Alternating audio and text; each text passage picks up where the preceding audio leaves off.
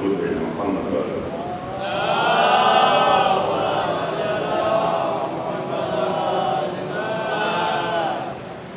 واجب احترام مسلسل عزائم مجنون پر سلسلہ جاری ہے۔ آج آپ کی رسم کو انتہائی دردناک خبر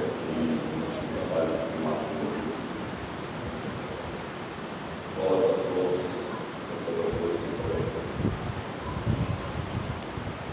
اگر کربلا سامنے نہ ہو تو یقیناً یہ غم برداشت ہوگا، لیکن کربلا نے ہمارے دلوں پر مرہم رکھا ہوا ہے۔ اللہ نے اہل بیت کے چاہنے والوں کو اتنا رحمدل بنایا ہے کہ ایک دنیا سے جاتا دوسرا عظیم اس کے غم میں دنیا سے چلا جاتا۔ اتنی رحم ہے اس دلوں میں، لیکن طاقت بن گئی کربلا، کیونکہ کربلا میں کوئی دن و سال ایسا نہیں ہے کہ جس میں شہادت نہیں۔ شکم مادر میں بھی، آغوش مادر میں بھی، لڑکپن میں بھی، جوانی میں بھی، 32 برس میں بھی، 57 برس میں بھی، 80 برس میں بھی، کوئی دن و سال کی قید نہیں۔ اس لیے ہر غم کا مداوا، ہر غم کا مرہم مجلس امام حسین علیہ السلام ہے۔ یہ جو آج آپ مجلس میں آتے ہیں، یہ احسان امام حسین پہ نہیں ہے، بلکہ خود کے اوپر احسان ہے کہ ہم کو امام حسین کو ملے اور ہم ورنہ تو، اور جتنا بھی آپ عزائے امام حسین کے قریب جاتے جائیں، اپنے والدین کے حق میں دعائیں کرتے جائیں، کیونکہ والدین کی وجہ سے ہم فرشیدہ پہ ہیں۔ اگر والدین کی طہارت صحیح نہ ہوتی تو ہم کہیں دوسروں میں جماعتیوں کے ساتھ بسترے اٹھائے گھوم رہے ہوتے، ہم کو فرشیدہ نصیب نہ ہوتی۔ یہ سوال ہوتے ہیں۔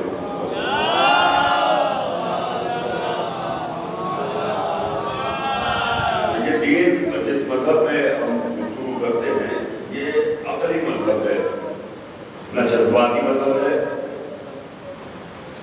نہ دکھاوے کا مذہب ہے۔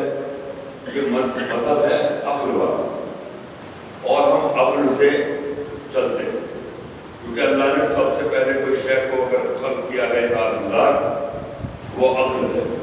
اور قرآن اس بات کا شاہد ہے کہ اللہ کہہ رہا ہے کہ میں نے جو عقل کو پیدا کیا تو اس سے کہا کہ کھڑی ہو جا، تو آپ نے فوراً لبیک کہتے ہیں، کھڑی ہوگی، کہا بیٹھ جا تو بیٹھ گئے۔ یعنی عقل سے زیادہ اطاعتگزار کوئی بھی شے نہیں ہے۔ بس آپ سمجھتے جائیے کہ اطاعتگزار بندہ کون، اللہ کا اطاعت گزار کون ہے، رسول کی اطاعت کرنے والا کون ہے، اہل بیت کی اطاعت کرنے والا کون ہے۔ جتنا زیادہ اطاعت گزار ہوگا اتنا ہی زیادہ عقل مند ہوگا، اور جتنا اطاعت سے دور ہوگا اتنا ہی عقل مند ہوگا۔ یہ عقل جو ہے وہ صرف راہ راست کے لیے ہے، صراط مستقیم کے لیے ہے، اور دوسرے راستوں کے لیے عقل نہیں، کیونکہ عقل بنائی ہی اہل بیت کے لیے گئی۔ عقل کی تخلیق ہی اس کے لیے ہوئی ہے کہ اہل بیت کی پیروی کرے، اور جو اہل بیت کی پیروی کرنے والی شے ہے اس کو اللہ نے معتبر بنا دیا۔ اور ہمارے اور پہلے ہمارے آج جو الفشار بہت ہی ایمانداری سے آپ مجلس سے سن رہے ہیں، اللہ آپ کو سلامت رکھے اور توفیقات و درجات کو بلند کرے، کیونکہ آج کے ماحول میں جو ہنگامہ خیر ممبر توڑ مجلسیں ہوتی ہیں، اس ہنگامے میں آپ مجھ جیسے حقیر ذاکر کو بہت سکون سے سنتے ہیں، اس کا شکریہ بھی میں ادا نہیں کر سکتا کہ شکریہ ادا بہت چھوٹا ہو جائے گا۔ بہرحال آپ جس شوق و ذوق سے مجلسیں سنتے ہیں، یہ بہت بڑی بات ہے آج کے اس معاشرے میں، اور اگر یہ مجلسیں اسی طریقے سے چلتی رہیں تو یقیناً ہماری آنے والی نسلوں کے لیے بہت مفید ہے۔ اگر یہ نہیں ہے کہ کسی کو پہلی کلاس کا علم نہیں ہے، دوسری کلاس کا علم نہیں ہے، تیسری کلاس کا، اور سیدھے اس کو ہائی اسکول میں بٹھا دیا جائے تو فیل ہی ہونا ہے، یقیناً فیل ہونا ہے۔ تو اس لیے ابتدا بہت ضروری ہے۔ اسلام کو جب تک سمجھے گے نہیں اطاعت نہیں، رسول کو جب تک سمجھے گے نہیں اطاعت نہیں، اللہ کو جب تک سمجھے گے نہیں اس کی عبادت میں مزہ نہیں آئے گا، لطف نہیں آئے گا، کیونکہ اللہ ایک ایسی شے ہے کہ جس سے عشق کیا جائے، اور عشق جو ہے اب جو نماز وغیرہ ہم پڑھتے ہیں یہ اللہ سے ملاقات کا وقت ہے۔ تو کیسا عاشق ہے جو اپنے معشوق سے ملاقات کرنے کے لیے دیر کر دے؟ تو معشوق کو اپنے عاشق سے ملاقات کرنی ہے، جو نماز وغیرہ ہم لوگ پڑھتے ہیں، تو عشق کی انتہا یہ ہے کہ جب جب ملاقات کا وقت ہوتا ہے تو انسان تڑپتا ہے، وقت کا انتظار کرے. کیا یہ مجلس امام حسین ہے؟ یہ بھی اللہ سے عشق کا نتیجہ ہے، اللہ سے ملاقات کا نتیجہ ہے. تو اللہ نے حضرت آدم کو خلق کیا. آج جو خلق کی وجہ بتا رہا ہوں. حضرت آدم کا پہلا امتحان، جتنا علم اللہ نے دیا اتنا امتحان، سلیبس سے باہر نہیں ہے. سلیبس سے باہر ہو جائے تو پھر معاذ اللہ پھر اللہ کے اوپر انگلی اٹھ جائے. یعنی جتنا علم دے کے آدم کو بھیجا اتنے ہی سلیبس میں امتحان لیا. اور 3 چیزیں بھیج دی اللہ نے: دین، حیا، عقل. 3 چیز، دین، حیا. امتحان یہ ہے کہ ان میں سے ایک چنو، ایک کا انتخاب کرو، باقی چھوڑو. اب جتنا علم آدم کے پاس تھا انہوں نے غور کیا. بھئی وہ تو عالم پیدا ہوئے، مجاہد پیدا ہوئے. ہم سے اگر پوچھا جاتا تو نہ تو دین چھوڑنے والی شے ہے، نہ حیا چھوڑنے والی شے ہے، نہ عقل چھوڑنے والی شے ہے.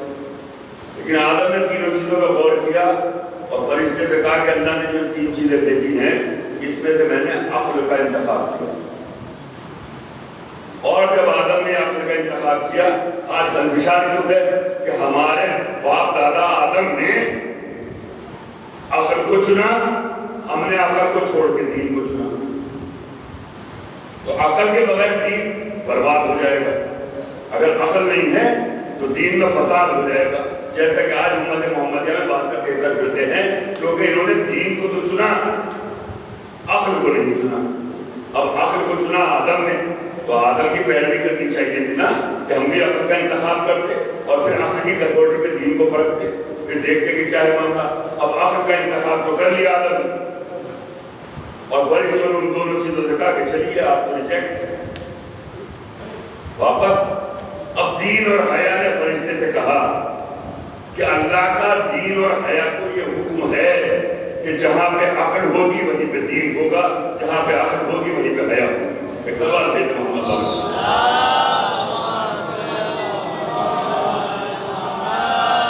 اور عقل یہ ہے. اب لوگ آج دیکھتے ہیں کہ صاحب اگر عقل جو ہے وہ اہل بیت کی گھرانے کی کنیز ہے اور جس کے پاس عقل ہوگی وہی اہل بیت سے محبت کرنے والا ہوگا، جس کے پاس عقل ہوگی وہی رسول کا سچا اطاعتگزار ہوگا، جس کے پاس عقل ہوگی وہی اللہ کا سچا اطاعتگزار ہوگا. تو آج یہ بڑے بڑے لیڈر جو ہیں اسمبلی میں جو اسپیچ دیتے ہیں یہ بھی اپنی اسپیچ ہے.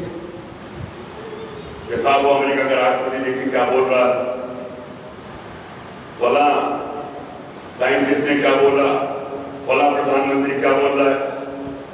تو یہ سوال ذہن میں آتا ہے تو اگر یہ عقل ہے جو دین کے راستے پہ لے کے جائے تو وہ کون سی عقل ہے جو لوگوں کے پاس ہے، غیروں کے پاس ہے. یہ سوال چھٹے امام سے کیا گیا. کہا کہ مولا بتائیے معاویہ کے پاس کیا تھا، معاویہ کے پاس کیا تھا. کہا کہ وہ عقل نہیں تھی، وہ ہے نقلا. ایک لفظ آتا ہے عربی کا نون قاف رے ہے، نقلا. کہا کہ وہ عقل نہیں ہے بلکہ عقل سے ملتی جلتی ایک شے ہے جس کو نقلا کہا گیا. یعنی آج کی زبان میں کہا جائے کہ عقل کی جعلی کاپی جو معاویہ کے پاس. کہا کہ وہ کیا ہے، کہا کہ عیاری، مکاری، جعلسازی، فریب سب چیزیں ملا کر ایک شے تیار ہوتی ہے، اس کو کہا جاتا ہے نقلا. اس کا مطلب یہ ہے کہ جتنے بھی سیاستدان ہیں، جتنے بھی لیڈر ہیں، یہ جتنے اسمبلی میں بات کرتے ہیں یہ معاویہ والی نقلا ہے اور جو اطاعت گزار ہے وہ اہل بیت والی عقل ہے. ایک سوال ہے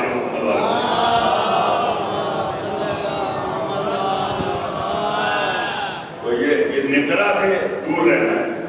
ہم لوگ جاہل مولا کہتے ہیں کہ جاہل جلدی امپریس ہو جاتا ہے کسی دوسرے کو.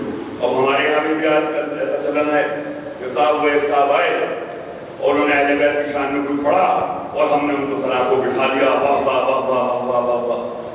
اور آج حالت یہ ہو گئی کہ اپنوں کو نیچے کر دیا اور ان کو منبر کی زینت بنا دیا. اور وہ کیا کرتے ہیں، وہ یہاں آتے ہیں تو آپ کو خوش کرنے کے لیے اہل بیت کا ذکر کرتے ہیں، پھر اپنے بس میں جاتے ہیں وہاں معاویہ کی تعریف کرتے ہیں، دوسری جگہ جاتے ہیں تو وہاں یہ پھر پیسہ کمانے کے لیے گھوم رہے ہیں. تو آپ جلدی امپریس نہ ہو.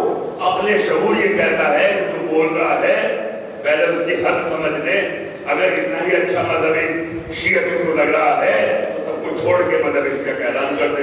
اور اگر مذہب شیعہ کو حق نظر نہیں آتا تو پھر یہ فضائل پڑھنے سے کوئی فائدہ نہیں. ایک اور سوال بھیجے محمد والے.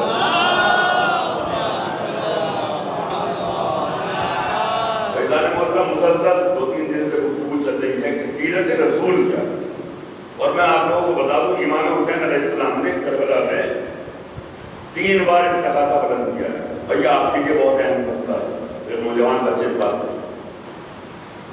اور اللہ نے یہ قانون بنایا کہ حجت خدا امام وقت اگر استغاثہ بلند کرے اور پوری دنیا میں سے کوئی ایک بھی لبیک نہ کہے, قیامت ہے, دنیا اسی وقت ختم ہو گئی. امام نے کربلا میں جب پہلی بار کہا حل من ناصر ینصرنا, پہلا استغاثہ ہے کوئی جو میری مدد کرے. تو اس عالم میں جب سب شہید ہو چکے تھے تو چوتھے امام خش کے عالم میں تھے. امام کے استغاثے پر وہ نیزہ لے کے دوڑے لبیک کیا امام. تو یعنی ایک قیامت تو چوتھے امام نے بچا لی, لبیک کہتے. اگر چوتھے امام لبیک نہ کہتے تو قیامت آ جاتی. پھر اس کے بعد ایک بار اور کہا حل من ناصر ینصرنا, تو حضرت علی اصغر نے جھولے سے گرا کے لبیک کہا. یعنی دوسری قیامت کو حضرت علی اصغر نے بچا لیا اور وہ بچہ بھی شہید ہو گیا, امام کے میں چلے گئے. اب 2 استغاثے ہو گئے, حجت تمام. اب جو تیسرا استغاثہ ہے وہ قیامت تک کے لیے تیسرا استغاثہ ہے. اور امام نے کہا کہ یہ حاضرین کے لیے استغاثہ نہیں ہے, غائبین کے لیے ہے. اور جو حاضر ہیں جو بچ جائیں وہ غائبین تک میرا استغاثہ پہنچاتے رہے مسلسل. تو حاضرین میں کون موجود ہیں؟ چوتھے امام. غائب میں کون ہے؟ اس کو جو شیعہ تھے وہ مدینے میں. تو غائبین مدینے میں ہیں, مدینے والوں کو پہنچایا اور ان کو بھی یہ تاکید کی کہ آپ ان تک پہنچائیں. جو غائبین ہیں یعنی ابھی جو بچے پیدا ہونے والے ہیں ان تک پہنچائیں. یہ استغاثہ امام مظلوم 1400 سال سے گردش کرتا کرتا آج ہم تک پہنچا. اور اس میں امام نے کہہ رہے حل من ناصر ینصرنا, ہے کوئی جو میری مدد کرے. تو جان بچانے کی مدد کا استغاثہ نہیں ہے, بلکہ امام آپ سے یہ کہہ رہے ہیں ہے کوئی جو یزیدیت کو, ظلم کو ختم کرنے میں حسین کی مدد کرے. ہے کوئی جو یزیدیت کو ختم کرنے میں حسین کی مدد کرے, جس کے لیے حسین اتنی قربانی دے کے جا رہا ہے کوئی جو مدد کرے. تو جنہوں نے مدد کا ذمہ اٹھایا دل سے, عقل سے, جسمانی حیثیت سے, دولت سے, جیسے بھی, ان کے منہ سے سجدہ ہے لبیک یا حسین. فقط یہ نعرہ بنا کے نہ رکھا جائے بلکہ امام کے استغاثے پر دل و جان قربان کرنے کا جب جذبہ آئے تب سجدہ ہے لبیک یا حسین. ایک سوال بھیج محمد صلی اللہ علیہ وسلم.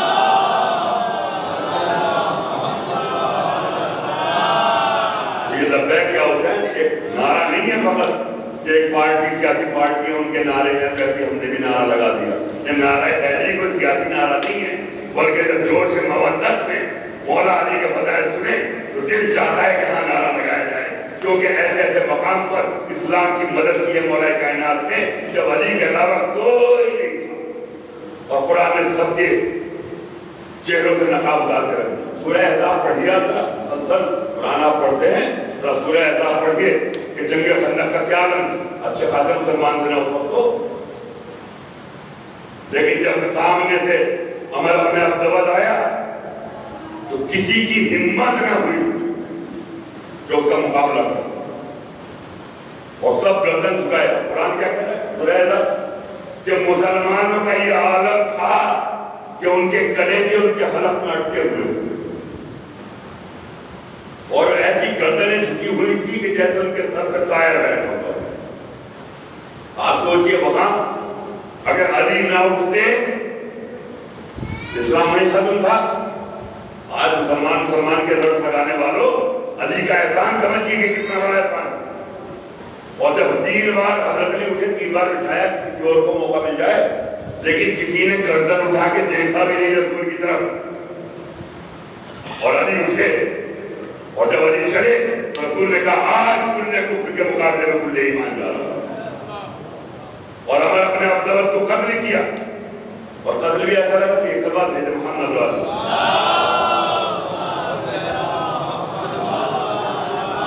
ایسا ویسا قتل تھوڑی تھا. ہمارا اپنے عبدالت 10,000 پہلوانوں پہ بھاری تھا. خندق خودی تھی, وہ اپنے گھوڑے کو خندق کو عبور کر کے آ گیا میدان میں, اور آنے کے بعد اس نے جو پہلا کام کیا اپنے گھوڑے کے پیر کاٹ ڈالے کہ مجھے واپس نہیں جانا. اور ادھر سے مولا کائنات ہے, ابھی تو نوجوانی کا عالم تھا. کہا مولا علی نے کہ 3 چیزیں ہیں میں تجھے نصیحت کرتا ہوں, مان لے. پہلی اسلام قبول کر لے. کہا کہ یہ تو ہو نہیں سکتا. دوسری یہ ہے کہ واپس چلا جائے. کہا کہ عرب کی غیرت گوارا نہیں کرتی کہ میں واپس چلا جاؤں, لوگ مجھے تانے دے کے مار ڈالیں. کافر تھا لیکن اتنا تو جانتا تھا عرب کی غیرت کیا ہوتی ہے کہ میدان سے بھاگنے کو لعنت شمار کیا جاتا ہے, غیرت مار ڈالی. تیسرے پھر یہ ہے کہ جنگ تک, اور جنگ میں پہل تیل, اور اس نے ایک وار کیا. مولا علی نے اس وار کو بچایا. اب مولا علی کا وار گر گیا. تاریخ میں ایک جملہ یہ بھی آتا ہے کہ مولا علی نے اس کے پیر کاٹ دیے, تو وہ گرا. جب پیر کاٹ دیے تو پیر کیوں کاٹے, کہا کہ یہ اس گھوڑا جو مظلوم تھا اس کے جو پیر تو نے کاٹے اس کا قصاص تھا. یہ علی کی عدالت ہے کہ میں نے تیرے پیر کاٹے. گر گیا, اور اس کے بعد مولا علی جانے لگے. اب وہ پکار رہا ہے کہ یا علی, لیکن دشمن کو ایسے زیر کر دیا جائے کہ وہ پکار رہا ہے کہ مجھے قتل کر دو. اور بلا رہا ہے یا علی میرے قریب آؤ. مولا قریب گئے اور اس نے گستاخی کر کے دعا میں جائے مولا علی کے چہرے کی طرف دیکھ. مولا علی سینے سے اتر آئے, جب سینے سے اتر آئے اور کچھ چہر قدمی کی, اور ادھر جو لشکر والے جو جن کے گردن جھکی ہوئی تھی انہوں نے دیکھا کہ علی نے فتح کر دیا. اب کہہ رہے ہیں کہ آج زیر ہوئے میں دشمن کو کیوں چھوڑ رہے ہیں, جو مار دو, قتل کر دو, گردن کاٹ دو. اب جوش آ گیا ان لوگوں میں کیونکہ علی مجاہد ہے. اور اس کے بعد جب چہل قدمی کر لی اور اس نے موت مانگی, کہا کہ علی سے تو جو مانگے تو دیا جائے. ایک ضرب میں قتل کر. اب یہ ضرب کتنی وزنی تھی کہ رسول کو یہ حدیث بیان کرنی پڑی کہ علی کی ایک ضربت یوم خندق صخرین کی عبادتوں سے افضل ہے. سلوات بھیجے محمد علی.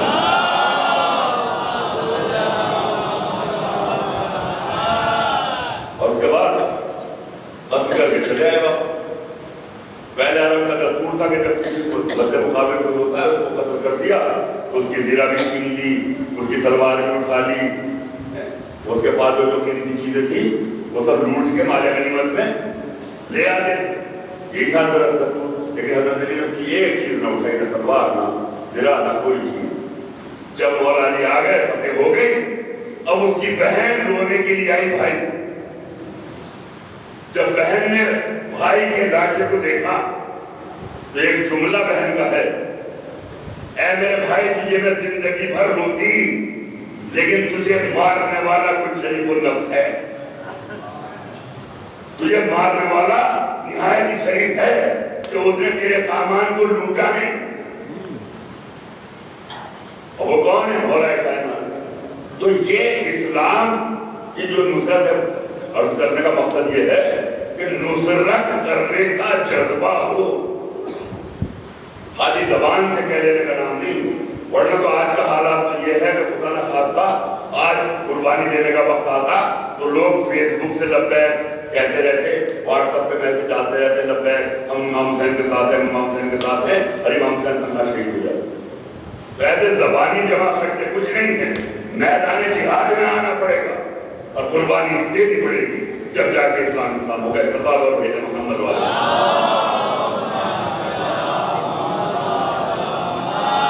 امام کا استغاثہ تو آج تک گزرا ہے کوئی جو حسین کی مدد کرنے والا اس مشن میں. حسین یزید کو قتل کرنے نہیں آئے، یزیدیت کو ختم کرنے. ہم بھی آج بھی آپ لوگ ایک محاورہ بن گیا کوفے والے، کوفی لوگ، ذرا تھا کسی کا کردار خراب ہوا تو بڑا یہ تو پکا کوفی ہے. آپ مجھے بتائیں مکے والے کیسے تھے؟ مکے والوں نے رسول کے ساتھ کیا کیا؟ رسول کو ہجرت کرنا پڑی نا مکے سے، تو دفعہ تو مکے والوں نے بھی کی. چلیے اس وقت تو کفر تھا، ہجرت کر کے مدینہ آ کے مدینے میں تو سب اصحاب تھے، مدینے میں تو سب اصحاب تھے. بعد رسول کیا کیا؟ اہل بیت کے ساتھ وفاداری کی کیا غداری؟ تو مدینے والوں سے زیادہ غداری تو کسی نے نہیں کی. لیکن ہمارے اعتراضات میں نہ مکہ آتا ہے، نہ مدینہ آتا ہے، کوفہ آتا ہے. آج کیا ہے کوفہ؟ اگر کوفے کے لوگ اس وقت خراب تھے تو آج کیسے ہیں؟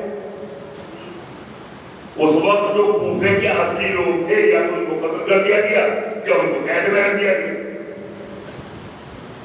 اور وہ لوگ شیعہ تھے جن کو لفظ شیعہ کے اس وقت تو نہ دیوبندی تھا، نہ وہابی تھا، نہ اہل حدیث تھا، نہ بریلوی تھا، سب شیعہ کہلاتے تھے. یہ فرق تھا کہ یہ معاویہ کے شیعہ، یہ فلاں کے شیعہ، فلاں کے شیعہ، یہ علی کے شیعہ. تو جو علی کے شیعہ تھے وہ قتل کر دیے گئے یا قید میں ڈال دیے گئے. حبیب ابن مظاہر میں تو کوفے سے تھے، زہیر قید میں تو کوفے سے تھے،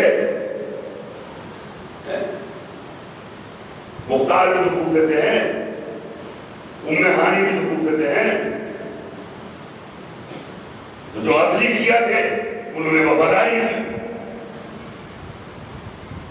جو ناسبی تھے انہوں نے غداری کی.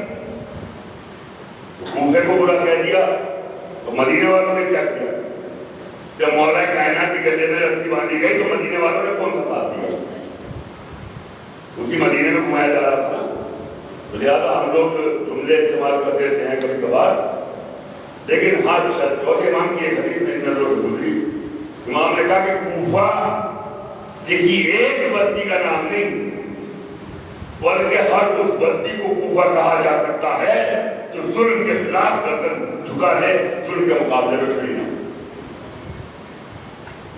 تو اب چاہے وہ لکھنؤ میں رہتے ہو، چاہے یہاں رہتے ہو، چاہے بجنور میں ہو، چاہے پاکستان میں ہو، چاہے لندن میں ہو، جو قوم ظلم کے خلاف لڑنے کی ہمت نہیں رکھتی بس سمجھو وہ کوفی مزاج ہے.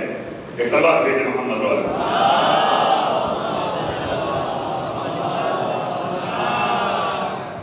کوفی مزاج سے بچنا ہے، یزیدیت کو ختم کرنے کا مشن بنا ہے. یزید تو غارت ہو گیا. یزیدیت کیا ہے؟ یزیدیت یہ ہے کہ اسلام میں جو انحراف کر رہا، جو دین میں تبدیلیاں پیدا کرنے کی کوشش کر رہا ہے، جو قرآن اور سنت کو مٹانے کی کوشش کر رہا ہے، یہ ہے ظلم. اور آپ آواز بلند کریں. نام لینا غیبت ہوگی. ابھی میں فیض آباد میں کشرا پڑھ رہا ہوں، ایک ذاکر ہیں، نام لینے کی ضرورت نہیں، بڑے نام چین، میں نے تو خیر پہلی بار سنا ہوں. اور وہ صاحب انہوں نے کہا کہ میرا اے سی سے ٹکٹ ہو، اے سی کارڈ مجھے لینے آئے لکھنؤ سے، اور میں اے سی کمرے میں ٹھہروں گا. بڑے ان کے پروٹوکول اور بڑی ان کی عظمت ہو رہی، بڑے بڑے پوسٹر لگے ہوئے کہ فلاں ذاکر پڑھ رہے تھے. ہم نے کہا ہم بھی سننے چاہیے، شوق ہو جائے. اب وہ فضائل امیر المومنین بیٹھی ہے، بہت اچھی بات ہے فضائل امیر المومنین. اب انہوں نے منبر سے پڑھا کہ جن عورتوں نے کلمہ ولایت نہیں پڑھا وہ بانجھ ہو گئی، ان کی اولاد نہیں ہوتی. اب نیچے سے مجمع گھٹنا ٹیک کے واہ واہ واہ واہ واہ واہ واہ واہ. کسی کی یہ ہمت نہ ہوئی کہ جو تم پڑھ رہے ہو، جو کافر، مشرک، یہودی، ناسبی، تکفیری جو لوگ ہیں ان کی جو اولادیں ہو رہی ہیں کہ انہوں نے کلمہ ولایت پڑھ لیا تو سب کے یہاں بچے پیدا ہو رہے ہیں، تو اس کا مطلب جن کے بچے پیدا ہو رہے ہیں انہوں نے کلمہ ولایت پڑھا ہوا ہے، اور جن کے یہاں نہیں ہو رہے انہوں نے نہیں پڑھا ماشاءاللہ۔ تو ایسی مجلسوں کا شوق اگر پیدا ہو گیا اور ان پر لاکھوں روپیہ ہم برباد کر دیں تو یہ پیسہ آپ کا نہیں ہے جو مجلس امام حسین میں خرچ ہو رہا ہے، یہ پیسہ مظلوم امام حسین کا ہے، اور اس کو غلط ہاتھوں میں برداشت نہیں کیا جا سکتا۔ اس کو برباد نہ کریے، کیونکہ مشن امام حسین کچھ اور ہے، نصرت کرنا کچھ اور ہے۔ صلوات اور بھیجے محمد صلی اللہ علیہ وسلم۔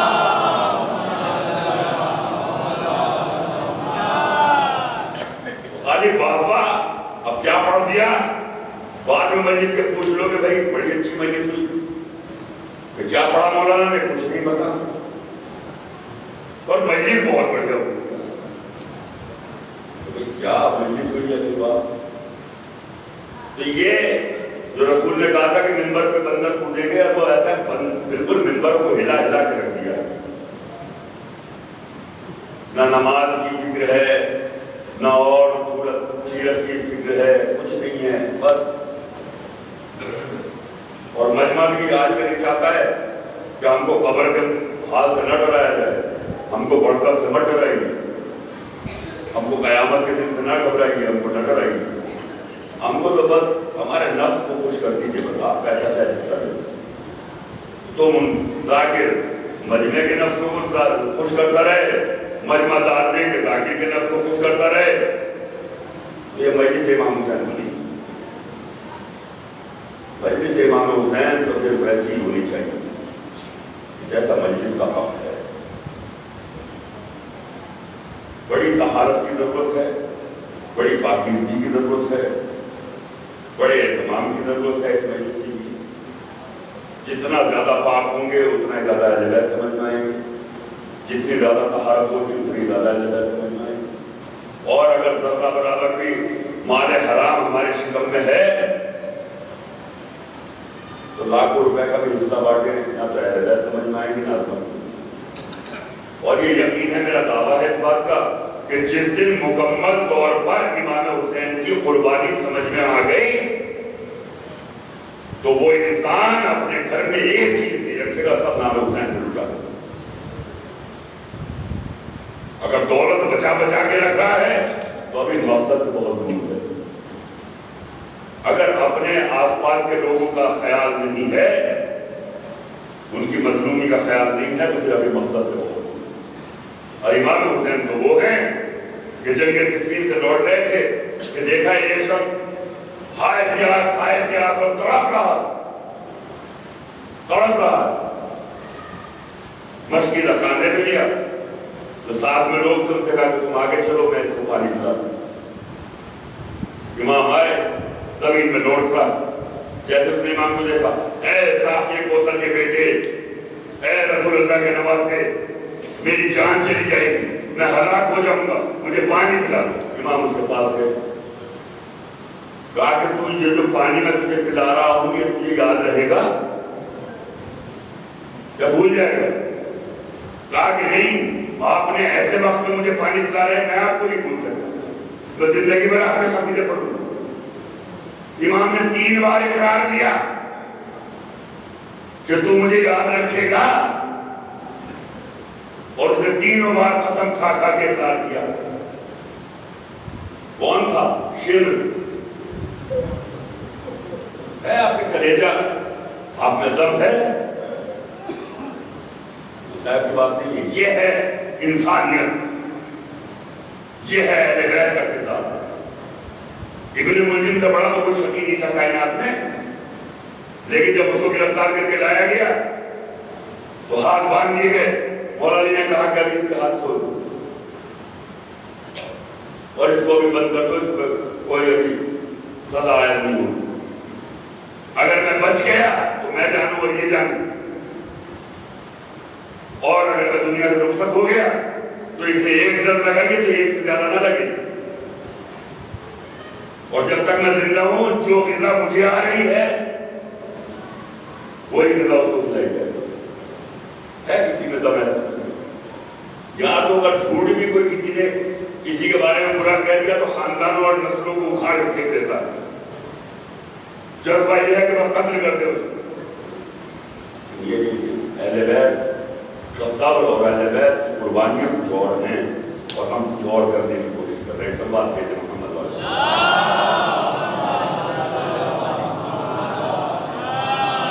دیکھیے رسول اللہ کے پہلے ناصر اور مددگار حضرت ابو طالب علیہ السلام ایسے رہتے ہیں وہاں پہ. ایک جب حضرت ابو طالب علیہ السلام کو یہ معلوم ہوا کہ مشرکین رسول خدا کو قتل کرنے کی سازشیں رچ رہے ہیں تو 24 گھنٹے ساتھ رہتے تھے, کبھی تنہا نہیں چھوڑی. لیکن ایک وقت ایسا آیا کہ ابو طالب گھر میں تھے تو دیکھا رسول خدا کا کوئی معلوم ہی نہیں, پتہ ہی ڈھونڈا مکے کے اندر نہیں ملے. سارے بنی ہاشم کے جوانوں کو بلائے کراؤ, سب اپنی اپنی تلواریں لے آؤ. اپنے غلاموں کو بلایا, تم نیم چے لے آؤ. نیم چے یعنی خنجر ٹائپ کے چھوٹی تلوار.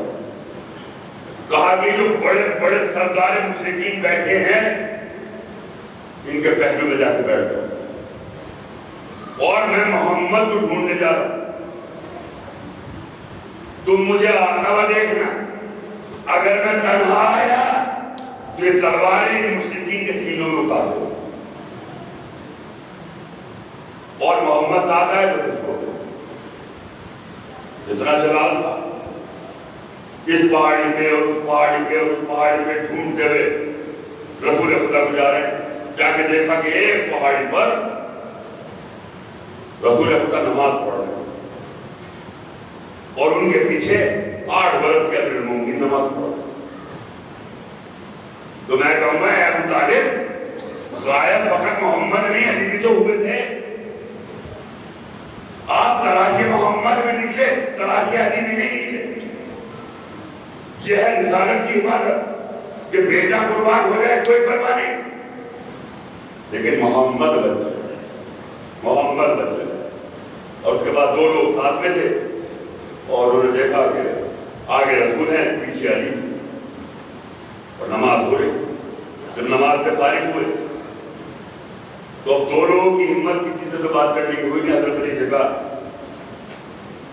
کہ علی تم یہ کیا کر رہے تھے؟ کہا کہ اللہ کی عبادت کر رہا تھا, اس کی نماز پڑھ رہا تھا. کہ کیا تم کو کس نے کہا یہ عبادت کرنے کے لیے؟ کہا کہ اللہ کا رسول کر رہا تھا تو میں ان کی اطاعت کر رہا تھا. یہ ہے اطاعت. اب چونکہ انہوں نے سوال کیا کہ کیا تم نے اس اللہ کی عبادت کرنے سے پہلے اپنے باپ ابو طالب سے پوچھا کہ میں اللہ کی عبادت کروں یا نہ کروں؟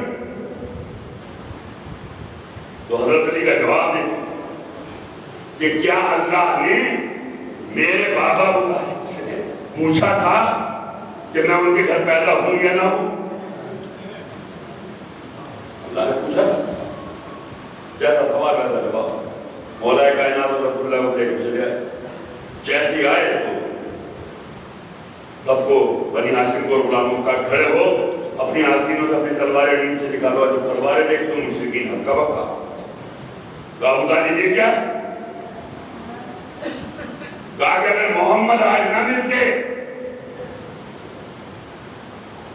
تو روئے زمین پر ایک بھی مشرک کو چھوڑتا نہیں, سب کو ہلاک کر دیتا. فقط مکے کے نہیں بلکہ ابو طالب کہہ رہے ہیں کہ روئے زمین پر ایک بھی مشرک کو میں چھوڑتا نہیں, سب کو ہلاک کر دیتا. یہ ہے نصرت رسالت. کہا کہ ابو طالب آپ اتنے غصے میں کیوں؟ کہا محمد کی حفاظت کے لیے. کہا کہ محمد سے اتنا پیار کیوں ہے؟ کہا کہ میں نے محمد کو بالکل موسیٰ جیسا پایا, موسیٰ جیسا نبی. اب یا تو رسول کہہ رہے ہیں یا تو حضرت ابو طالب نے قرآن پڑھا ہے, کیونکہ قرآن میں بھی اللہ یہ کہہ رہا ہے کہ ہم نے موسیٰ جیسا نبی بھیجا, اور ابو طالب بھی یہ کہہ رہے ہیں کہ یہ میں نے موسیٰ جیسا پایا. تو ابھی تو سورہ مزمل نازل بھی نہیں ہوئی تھی, ابھی تو قرآن آیا بھی نہیں تھا. تو اب کیسے کہہ رہے ہیں؟ اس کا مطلب یہ ہے اب یہ تو مسلمان ماننے کو تیار نہیں ہوگا کہ ابو طالب کے جملوں کو اللہ نے قرآن کی زینت بنا دیا، تو پھر یہ کہنا پڑے گا کہ ابو طالب نے قرآن پڑھا، تو جب قرآن اس وقت تھا نہیں تو ابو طالب نے کہاں پڑھا؟ تو یعنی یہ ماننا پڑے گا کہ جیسے رسول اللہ لوہے محفوظ کا مشاہدہ کرتے تھے ایسے ہی حضرت ابو طالب لوہے محفوظ کو دیکھا کرتے تھے۔ ایک سلوات بھیجے محمد والے۔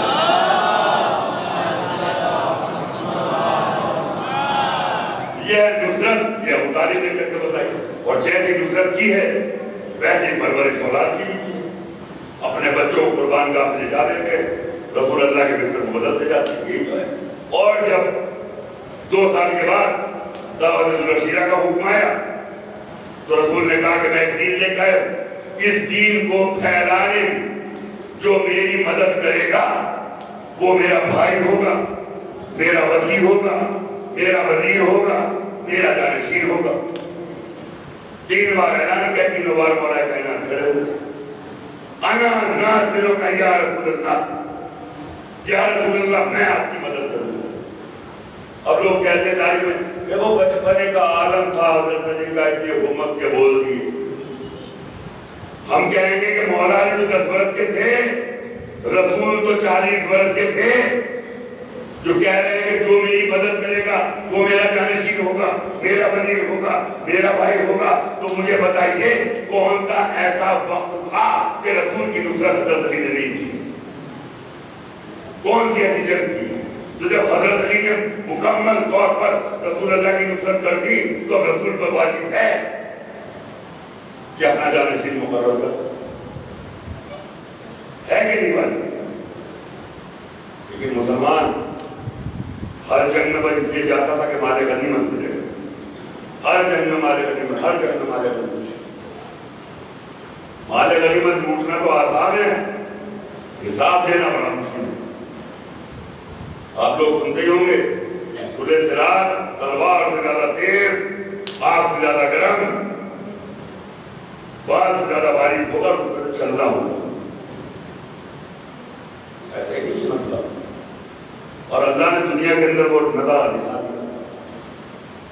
کسی نے پوچھ لیا تھا یا رسول اللہ پورے سرات کے بارے میں بتا دیجئے، کہا کہ دونوں وقت آئے گا بتا۔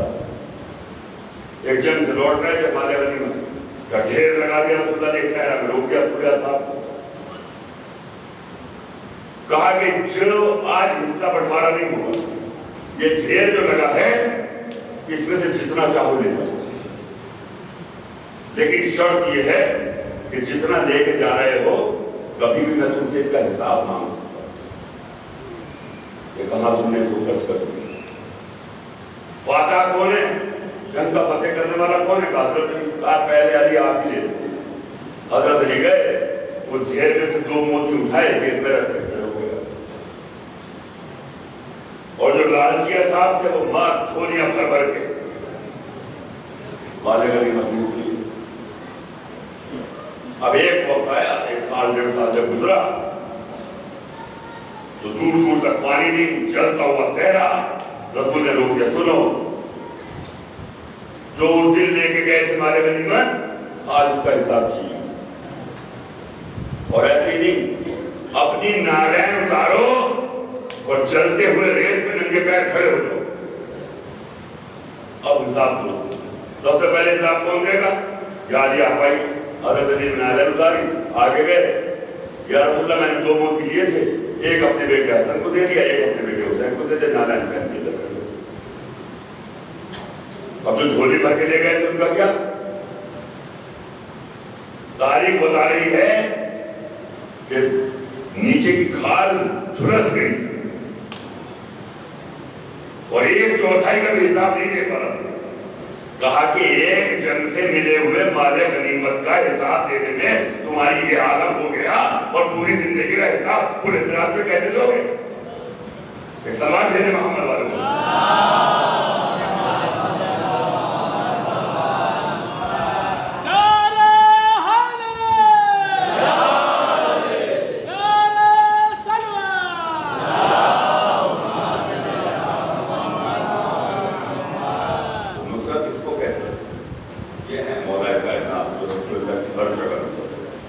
اب ان پہ بھی تو واجب ہوا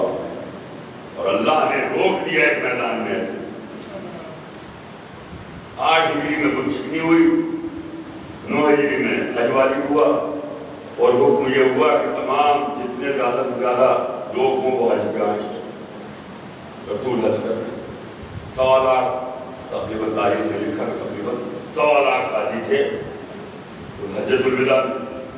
اور آج بھی پیمانہ وہی ہے، اس روز بھی پیمانہ وہی تھا کہ پورے میجورٹی میں صرف 15% اتنی استطاعت رکھتے ہیں جو حج کریں۔ اتنے 15%، آج بھی 15% حج کرتے ہیں، 85% کے پاس اتنا ہوتا ہی نہیں جو حج کریں، اور اس کو بھی 15%۔ تو 15% میں 1.25 لاکھ تھے، تو مسلمان کتنے ہو گئے تھے اس وقت؟ اور سب سے بڑی جماعت تھی تاریخ اسلام کی، سب سے بڑی جماعت تھی جو آخری حج میں تھی۔ ایک خطبہ رسول خدا نے خانہ کعبہ میں دیا حج کے دوران، اور وہ خوبصورت خطبہ، کہا کہ کوئی بھی حسب، نسب، خاندان، پاندان، علم، دولت کی وجہ سے اللہ کا قریب نہیں ہوگا، اللہ کے نزدیک اس کا درجہ بلند نہیں ہے، جو اس کا خاندان بہت اچھا ہے، یا وہ علم والا زیادہ ہے، یا دولت والا زیادہ ہے۔ یعنی جو ہم خاندان کی باتیں کرتے ہیں کہ صاحب ہمارا خاندان بڑا اچھا، ہمارا خاندان بڑا اچھا، یہ اللہ کے قریب ہونے کا دعوے دار نہیں ہے۔ رسول نے ریجیکٹ کر دیا پہلے خطبے میں، تو خانہ کعبہ میں، اور کہا کہ اللہ کے قریب وہی ہوگا جس کا تقویٰ بلند ہوگا، جو متقی ہوگا۔ اب ایک خاندان کا ہم سادات ہیں، اپنا آپ کو سادات کہتے ہیں، اگر ہمارا کردار اس مطابق نہیں ہے کہ جو اہل بیت کے گھرانے کا ہونا چاہیے، تو جیسے نوح کے بیٹے کو ان کی اہلیت سے خارج کر دیا، اللہ ہم کو سادات سے خارج کر دے۔ اور اگر خیر کا کردار اتنا بلند ہو جائے تو سلمان کو کہہ دیا منا اہل بیت، کہ ہمارے اہل بیت میں سے۔ تو تقوی کی بلندی، بھئی سلمان تو سادات میں سے نہیں ہے نا، لیکن تقوی اتنا بلند تھا کہ رسول نے کہا کہ یہ ہمارے اہل بیت میں سے۔ یعنی غیر اپنا ہو جا رہا ہے اور اپنا غیر ہو جا رہا، تو کبھی تکبر نہ کرنا خاندان پہ، اگر تمہارا کردار اچھا ہوگا، تمہارا تقویٰ بلند ہوگا، تو تم اللہ کے زیادہ قریب ہو جاؤ گے۔ یہ خطبہ بہا دیا اور اس کے بعد چلے۔ اب پھر حکم آیا اللہ کا، یا ایھا الرسول بلغ ما انزل الیک من ربک، اے حبیب اب اس پیغام کو پہنچا دو جو تمہارے رب نے تم پر نازل کیا ہے۔ اب روک دیا اس میدان میں غدیر۔ غدیر ایک ایسا میدان جس میں تالاب بھی ہے، غدیر تالاب والا ایک میدان، تالاب بھی ہے، پہاڑی بھی ہے، گہرا بھی ہے۔ روک دیا ایسے میدان، اللہ کا حکم تھا، روک دیا۔ لوگ کہتے ہیں کہ صاحب تبلیغ کریے، تبلیغ کی مجلس پسند ہے، تو پورے قرآن مجید میں لفظ تبلیغ کہیں نہیں آیا سوائے ایک آیت میں۔ نہ نماز کی تبلیغ کا حکم ہے، نہ روزے کی تبلیغ کا حکم ہے۔ حکم ہے کہ پڑھو، نہیں پڑھو گے سزا ملے گی، روزہ رکھو، نہیں رکھو گے سزا ملے گی۔ اگر آپ نماز نہیں پڑھ رہے ہیں یا آپ کے بچے نماز نہیں پڑھ رہے ہیں، یہ والدین کی گردنوں سے پوچھا جائے گا، والدین کی پرورش کا سوال ہے، تمہارے بچے نے نماز تو نہیں۔ تبلیغ کیا ہے؟ یا ایھا الرسول بلغ 6666 آیات میں ایک ہی آیت تبلیغ کی ہے، یا ایھا الرسول بلغ، تبلیغ کر دو۔ تبلیغ کا مطلب پہنچا دو، پہنچا دو وہ پیغام جو تمہارے رب کی طرف سے نازل ہوا ہے۔ اگر نہ پہنچایا تو رسالت کا کوئی کام انجام نہ دیا۔ رسول اللہ نے کتنی محنت کی ہے، 40 سال خاموش تبلیغ، خاموش رہنے سے اپنے کردار سے بتایا کہ انسانیت کیا ہوتی، اپنے کردار سے بتایا کہ مظلومیت کیا ہوتی۔ 40 سال کے بعد اعلان کیا، 23 سالہ زندگی میں اوجڑیاں پھینکی جا رہی ہیں، کانٹوں میں چل رہے ہیں، جنگیں ہو رہی ہیں، زخمی ہو گئے عہد میں، اتنی مشکلات اٹھا کے یہاں تک آئے، اور اللہ نے کہا کوئی چیز بھول نہیں ہے، رسالت کا کوئی کام انجام نہ دیا اگر یہ پیغام نہ پہنچایا۔ دیا پالان کا منبر اور رسول لے کے گئے مولا کائنات، اور لے جانے کے بعد اب یہ الجزاء الاحسان و الاحسان، احسان کا بدلہ احسان، کہ جب جنگ احد میں سب بھاگ گئے تھے رسول کو تنہا چھوڑ کر، تو دو آوازیں آئیں، رسول کہہ رہے تھے کہ میں زندہ ہوں واپس آ جاؤ، اور شیطان کہہ رہا تھا کہ رسول مر گئے بھاگ جاؤ۔ یہی ہے نا؟ تو کس کی آواز سنی لوگوں نے بھاگنے والوں نے؟ تو آواز کون کس کی سنتا ہے؟ جس کے زیادہ صحبت میں رہتا ہے، جس کی زیادہ اطاعت میں رہتا ہے، اس کی آواز سنتا ہے۔ اگر رسول کی اطاعت کر رہے ہوتے تو رسول کی آواز کانوں میں جاتی۔ آج بھی رسول بول رہے، آج بھی قرآن بول رہا، آج بھی امام حسین کا استغاثہ، ہم کس کی بات سن رہے ہیں؟ اور یہی آخری زمانے میں ہوگا۔ تفسیر پڑھیے امام زمانے کے ظہور کے بارے میں، کہ دو آوازیں ہیں، ایک شیطان کی، ایک جبرائیل کی۔ شیطان کہے گا ایک بہت بڑے عالم دین مسجد میں قتل کر دیے گئے، اور جبریل کہیں گے امام وقت خانہ کعبہ پر ظہور کر چکے، لبیک کہیں گے۔ دونوں آوازیں ایمان کا بڑا قیامت کا فیصلہ ہوگا۔ اگر دنیا میں مولوی پرستی کرتے رہے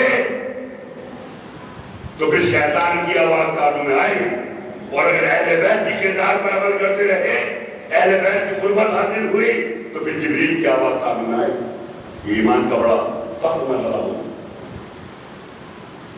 تو اپنے کانوں کو پاکیزہ رکھیں تاکہ وہ آواز سنیں ہوں، اپنے قلب کو پاکیزہ رکھیں تاکہ اہل بیت کی محبت ہوئے اتنی بلند ہو جائے کہ ہم کو کچھ سنائی نہیں دیتا۔ آپ بات کرتے کرتے لوگوں سے کہہ دیں، دیکھو اگر اہل بیت کی بات کر رہے ہو تو ہم سے بات کرو، ورنہ نہ کرو۔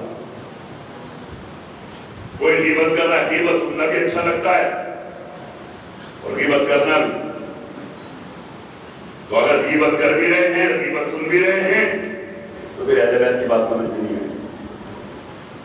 ذکر اہل بیت، یہ اہل بیت کا ذکر، رسول خدا کا ذکر، رسول خدا کا ذکر، اللہ کا ذکر، اللہ کا ذکر عبادت۔ جن کا ذکر ہی عبادت ہو تو گھر میں بیٹھے یا باہر بیٹھے کم سے کم کوئی ایک حدیث، کوئی بات اہل بیت کی کرتے رہے۔ اس لیے چھٹے امام نے کہا اپنے بچوں کو ہم اہل بیت کی باتیں بتاتے رہنا، ورنہ یہودی اور نصارہ ان کے ذہنوں میں اپنی باتیں بھر دے کر تمہارے بچے برباد ہو جائیں۔ اور آج یہی ہو رہا ہے، ہمارے 2 سال کے بچے کو ہائیجیک کر دیا جا رہا ہے، اور ماں باپ بڑے خوش ہیں، کون مہینے میں پڑھ رہا ہے صاحب؟ 2 سال کی عمر ہے بھی بچہ اماں ابا صحیح سے نہیں کہہ رہا ہے، اور لے گئے عیسائی اور یہودی اٹھا کے اپنے اسکولوں میں آپ کے بچوں، فیس بھی آپ بھر رہے ہیں اور بچوں کے ذہن میں یہودیت اور عیسائیت بھری جا رہی ہے۔ ٹائم ہے بچوں کو دینی تعلیم دینے کا؟ نہیں۔ 2 سال کا بچہ تو وہ لے گئے ہمارا، وہ کم سن بچہ 4 گھنٹے میں تھک کے گھر آیا تو سوئے گا، یا اس کا بچپن ہے تھوڑا بہت کھیلے گا، کب آپ اس کو دینی تعلیم دیں؟ اور پھر پڑھائی کا اسٹینڈرڈ کو اتنا بلند کر دیا کہ اب دوسری سے جب وہ پہلی کلاس وہاں تک پہنچے گا تو اتنا سلیبس بڑھ گیا کہ ٹیوشن بھی پڑھے گا، ماں بھی پڑھائے گی، خود بھی پڑھے گا، اسکول میں بھی پڑھے گا، سلیبس کمپلیٹ ہی نہیں ہو رہا ہے۔ اور اگر نہ پڑھایا تو نمبر کم آئیں گے، پھر اسٹیٹس ہمارا خراب ہو جائے گا کہ فلاں کا بچہ 90% لایا، ہمارا بچہ 80% لایا۔ تو اس عالم میں ہم نے اپنے بچے کو بیچ دیا کہ نہیں؟ اور کتنا بہترین سودا کیا کہ پیسہ بھی دے رہے ہیں اور اہل بیت سے دور بھی کر رہے ہیں۔ اور اسلام کیا کہتا ہے؟ مولا علی نے پڑھائی کی عمر کیا رکھی؟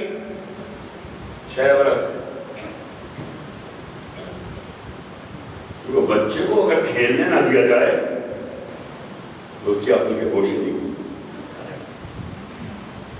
6 برس نہیں تو کم سے کم 4 برس میں تو اس کو بسم اللہ پڑھاؤ، قلم اٹھاؤ۔ لیکن یا تو 2 پلس چل رہا ہے، فیسلٹی ایسے ڈرامے کہ ہر انسان مربوط ہے۔ اور جب دینی تعلیم کی بات آئے کوئی یہاں مولانا آ جائیں کہ صاحب آپ کے بچوں کو ہم دینی تعلیم دینے کے لیے آئے،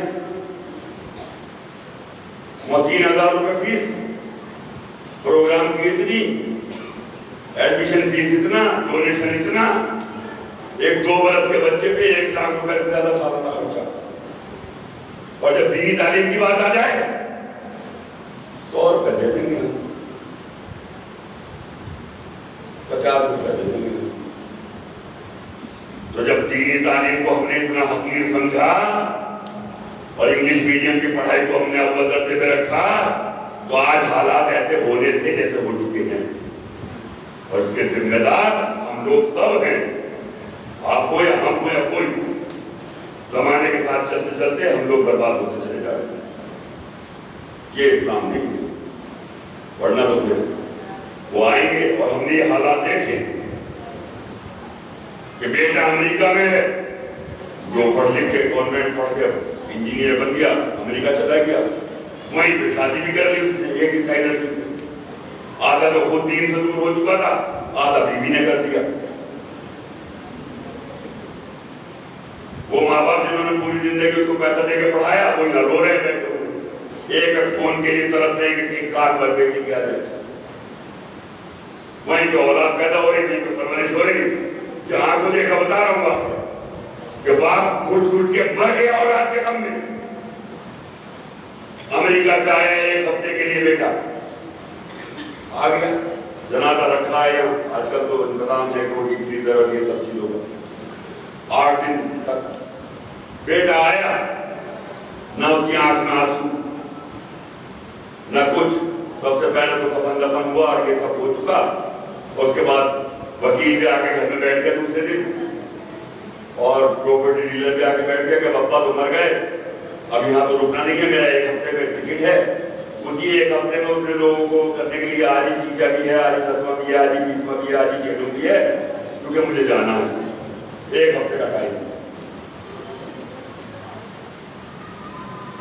اور جب بیٹا اپنے باپ کو قبر کے اندر اترتا ہوا دیکھ رہا تھا تو وہ اپنے بیٹے سے کہہ رہا ہے، بیٹا تمہارے دادا جا رہے ہیں، بائے کر لو.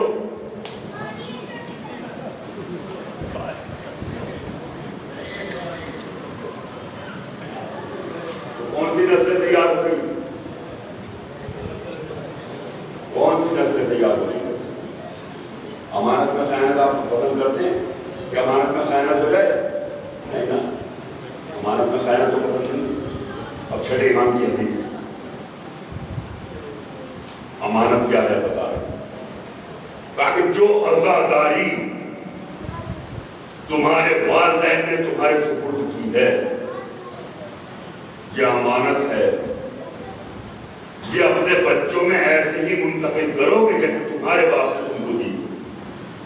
اس میں امانت میں خیانت نہ کر دو. تو اگر ہم نے کر دی امانت میں خیانت تو بہت بڑا حساب دینا ہوگا. صلوات بھیجیں محمد والے.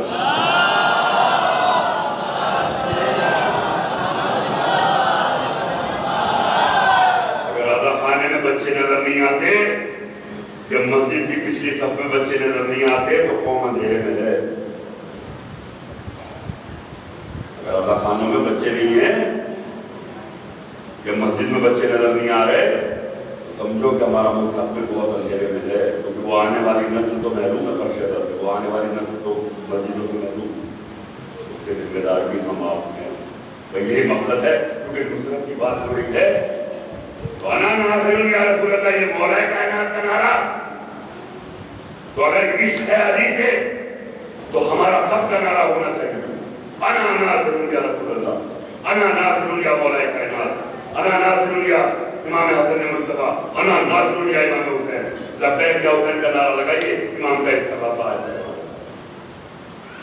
امام کی اطاعت کیسے ہو؟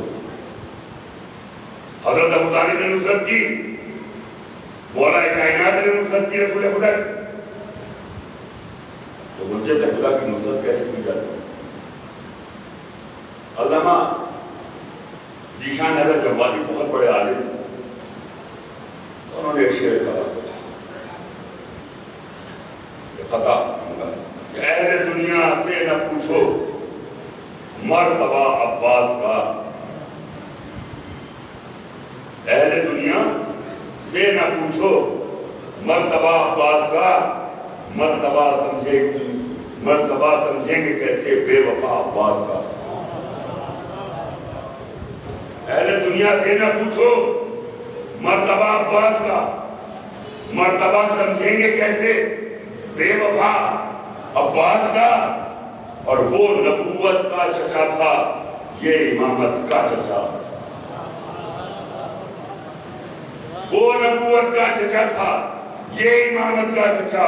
اے ابو طالب سے ملتا سلسلہ عباس کا۔ تو اطاعت معصوم کی کیسے ہوتی؟ یہ آقا ابو الفضل عباس کا۔ آج کا زمانہ ایسا ہو گیا کہ اگر کوئی لڑنے کی بات کرتا ہے اس کو لوگ بہادر کہتے ہیں، اور جو صلح کی بات کرتا ہے اسے لوگ بزدل کہتے ہیں۔ یہ نا کیا عزم ہے آقا کا۔ مجھے آج حضرت عباس کے مسائل پڑھنے کے ٹائم میرے ساتھ سے سبا دیتے محمد والے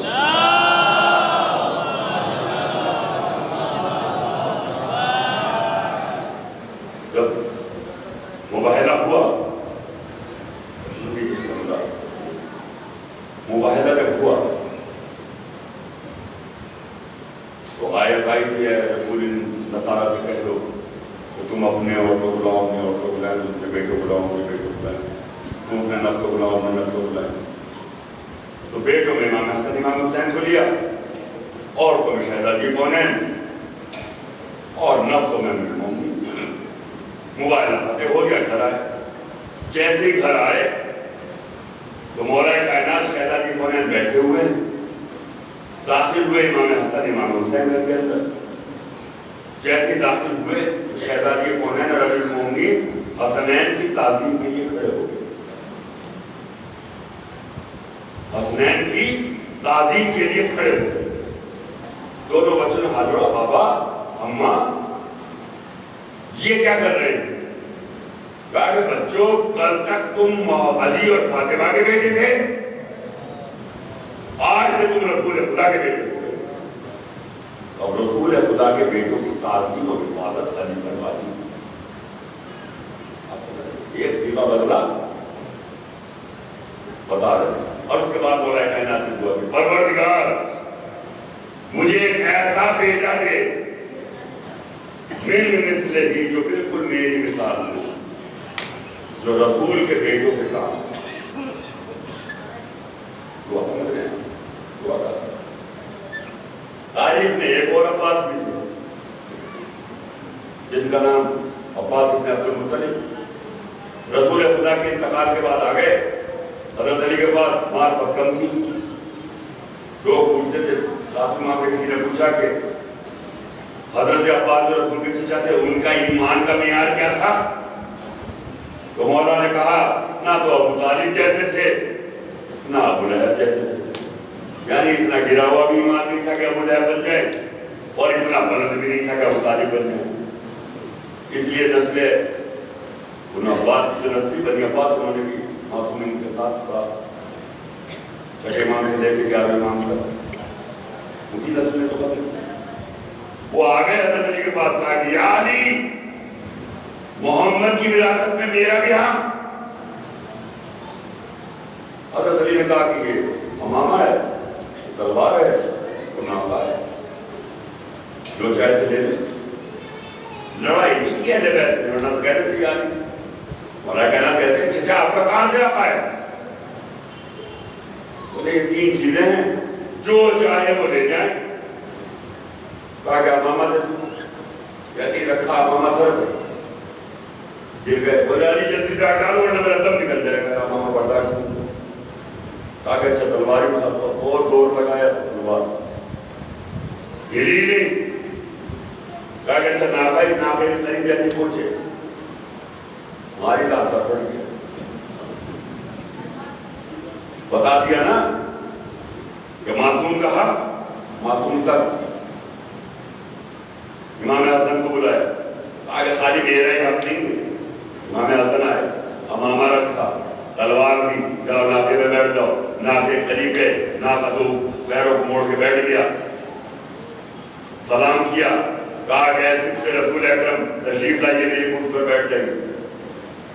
امام اعظم واپس آ گئے، پھر امام حسین آئے، امامہ رکھا، تلوار دی، کہا کہ یہ حق صرف علی کا نہیں ہے، علی کے بعد حسین، علی کے بعد حسن، حسن کے بعد حسین۔ معصوم کی تلوار یا معصوم کا لباس غیر معصوم نہیں۔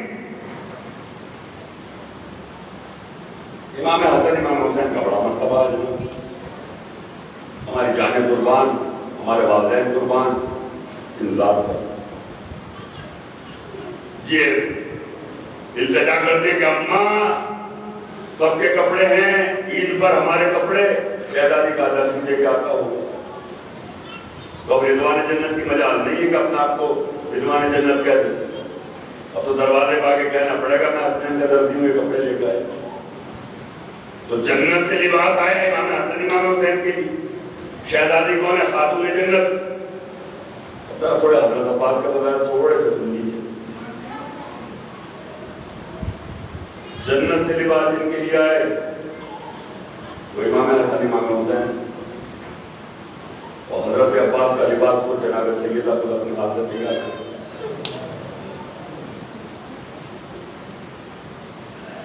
امام حسن امام حسین کا جھولا جبریل جھلانے آتے تھے، حضرت عباس وہ ہے جن کا جھولا امام حسن جھولا، امام حسین۔ بہادر قبیلہ تلاش کیا گیا، جناب ام البنین صاحب کو ہو گیا۔ جب گھر میں تشریف لائی امام حسن امام حسین نے اماں کہہ کے سلام کیا۔ شہزادی نے کہا بچوں مجھے اماں نہ کہنا، میں تمہاری کنیز بن گئی۔ اور مولا کائنات سے کہا، نام ان کا بھی فاطمہ تھا، مولا کائنات سے کہا کہ مولا یہ التجا ہے پوری کرنے کی، کیا آپ مجھے کبھی فاطمہ کہہ کے نہ بلا دیں؟ تو فاطمہ کہہ کے بلائیں گے تو حسن اور حسین کو اپنی ماں فاطمہ یاد آ جائے گی۔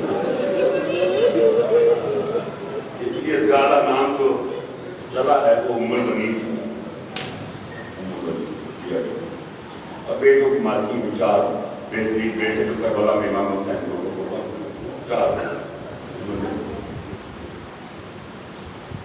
جب یہ وقت ہوا تھا، جب باپ نے بیٹی سے پوچھا کہ بیٹی علی کا رشتہ آیا ہے تمہارا کیا کرنا؟ تو جناب ام البنین نے کہا تھا کہ میں ابھی سو رہی تھی، میں نے خواب میں دیکھا کہ رسول کی بیٹی فاطمہ گھر آئی، مجھے اپنے ہاتھوں سے دلہن بنایا۔